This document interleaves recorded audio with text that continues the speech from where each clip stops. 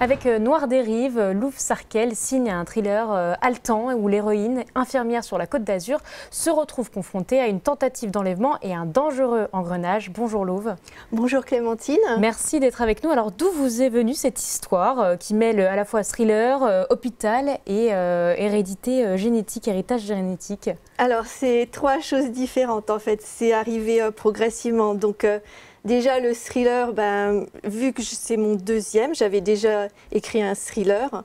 Voilà, et puis ça m'avait plu, donc j'ai poursuivi. J'avais vraiment l'idée de faire un thriller au départ, mais cette fois on était plus dans l'action. Dès le début, l'héroïne se retrouve à échapper à son ravisseur et tout de suite on est dans l'action. Et puis l'hôpital, peut-être par facilité parce que c'est un milieu que je connais bien. Et puis, alors l'héritage génétique, là c'est particulier. Je ne m'attendais pas du tout à ce thème-là. C'était pas du tout prévu au début. Et c'est arrivé, j'ai laissé mes doigts courir sur le clavier et voilà, ce thème est apparu comme si je l'avais en moi inconsciemment et que j'avais besoin d'en parler en fait. Voilà.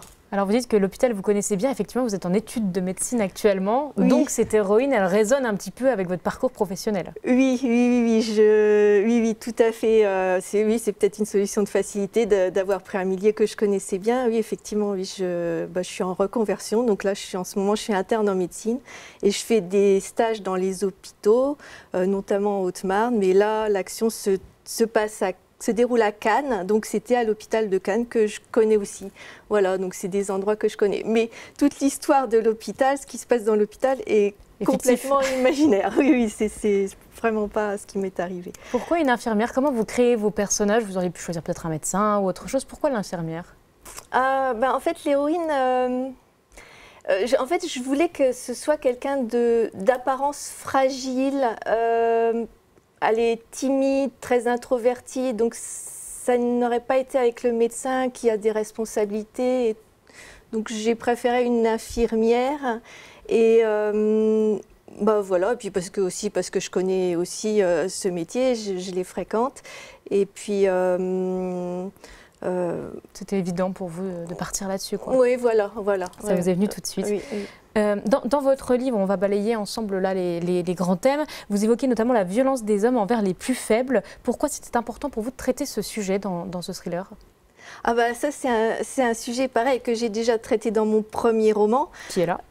Oui, donc le premier roman c'était surtout sur la violence des hommes vis-à-vis des femmes. Et cette fois, je l'ai repris non seulement vis-à-vis des femmes, mais on voit aussi vis-à-vis des plus faibles. Tous les êtres fragiles, en fait, vont être victimes de cet homme violent, même fou, en fait. Il est fou, cet homme. Et c'est un sujet... En fait, la violence, on baigne dedans, quoi. Enfin, pour moi, c'est quelque chose qui est important, qui me touche beaucoup et les femmes, la violence envers les femmes aussi, c'est vraiment un sujet d'actualité. Donc, comme l'héritage génétique, c'est quelque chose qui vient naturellement en fait. Je ne vais pas chercher mon sujet par rapport à l'actualité non plus, mais oui, c'est venu naturellement. Voilà. Alors justement, vous le dites que l'héritage génétique joue un rôle important dans l'intrigue. Comment vous arrivez à balayer à la fois le côté scientifique, psychologique et le côté action? Vous le disiez, on démarre tout de suite avec de l'action. Comment on arrive à créer cet équilibre dans ce livre? Alors, moi, c'est plutôt le côté psychologique qui m'intéresse. Tout d'abord, c'est d'abord les personnages, la création des personnages. Donc, par exemple, cette femme qui est d'apparence fragile, et qui devient quelqu'un de fort, une battante face à la violence de l'homme qui la poursuit en fait. Ça m'intéressait et du coup il y a toute la psychologie qui va avec cette femme. Pourquoi elle devient forte, pourquoi on la poursuit, la psychologie de son persécuteur, la psychologie des personnages secondaires, puisque c'est l'histoire d'une famille débilitée par la violence, la folie. Donc la psychologie a vraiment une grande part dans cette histoire. Voilà, donc ça m'intéressait de développer tout ça. De pousser un peu la chose, quoi. Oui, oui. Alors on disait tout à l'heure, vous êtes étudiante en médecine, c'est des études qui prennent beaucoup de temps. Comment vous arrivez à concilier écriture et études Comment ça se passe au quotidien? Comment vous écrivez? Alors, j'ai besoin d'écrire, donc je m'oblige à écrire à peu près chaque jour, si possible le matin, parce que c'est là où on est tranquille, où les idées sont les plus fraîches et les plus intéressantes. Et donc je me lève très tôt, en fait, c'est mon secret.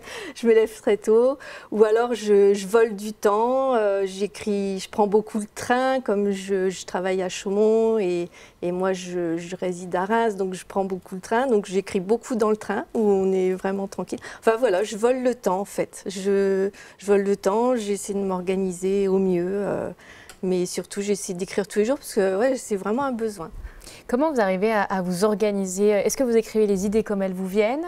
Vous me parlez tout à l'heure du fait que vous relisez beaucoup, même si vous avez mis 6 mois à l'écrire, Ouais. votre lecture est très longue. Oui, oui, oui. Oui, parce que effectivement, dès que j'ai une idée, je la note. J'ai toujours un cahier ou quelque chose pour écrire sur moi. Et voilà, je note les idées, donc qui viennent pas forcément dans l'ordre chronologique de l'histoire. Évidemment, forcément, après, il faut reformer le puzzle, y réfléchir. Et puis, oui, beaucoup de relecture parce qu'en fait, moi, je suis attachée au mot juste. En fait, j'apprécie la lecture, enfin, énormément la littérature parce que pour le mot juste en fait et j'aimerais tellement approcher voilà cette Dans justesse, le sens parfait, la justesse. ouais. Que ça amène à relire indéfiniment, puis un jour on se dit stop, il faut arrêter, il faut passer à autre chose quoi, mais voilà. Il faut arrêter, imprimer et publier. Je reviens à votre premier roman. Alors on le disait, voilà, vous parliez des relations toxiques sur le premier roman. Est-ce qu'il y a un lien entre ces deux romans? Est-ce qu'il y a un fil rouge que vous commencez à tisser dans votre création littéraire? Oui, en fait, je crois que je suis assez optimiste parce que je pars toujours. Enfin, dans les deux romans, je pars d'une femme qui est fragile. L'héroïne est fragile. Elle devient forte, comme j'ai dit tout à l'heure. Et voilà, elle arrive à plus ou moins s'en sortir. Je ne vais pas dévoiler les fins non plus. On ne dit pas la fin.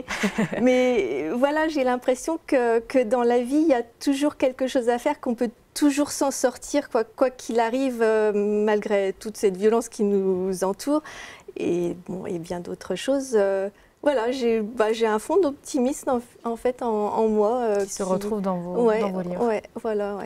Dernière question, très rapidement, donc sortie en septembre 2025. Qu'est-ce que vous attendez de cette sortie? Est-ce que ça va impulser un autre roman derrière? Ah oui, bien sûr, même plusieurs. Vous avez déjà les idées en tête? Oui, j'ai déjà les idées, il y en a qui sont déjà commencées.